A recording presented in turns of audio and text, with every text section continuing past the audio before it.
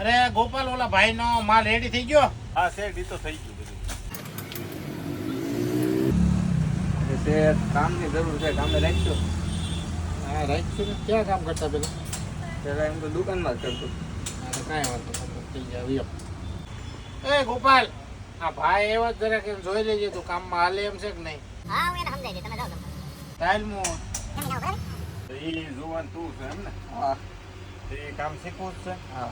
તો કાંઈ કરવાનું નથી. પેલા આ કામ તું પતાવી લે, મારું થોડુંક કામ છે એ હું પતાવી લઉં, પછી આપણે તમને કલર જાય શીખશું. આ પેકેટ છે ને એ બધા ભરવાના છે, થેલી ને બધું ભર લે. જુવાન થાકી ગયો, અહીંયા હાલ એક વાત કરું છું. અહીંયા હાલો આવું. હાલ જુવાન બે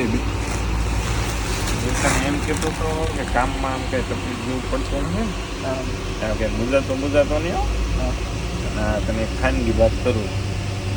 હું આ 15 વર્ષ થઈ છું, બાકી આમાં કંઈ ભેગું થાય એમ નથી.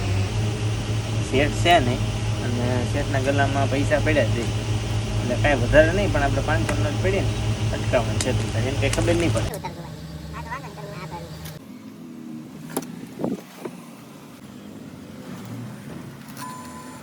કેમ છું ગોપાલ? ઓલાનું સેટ થઈ ગયું?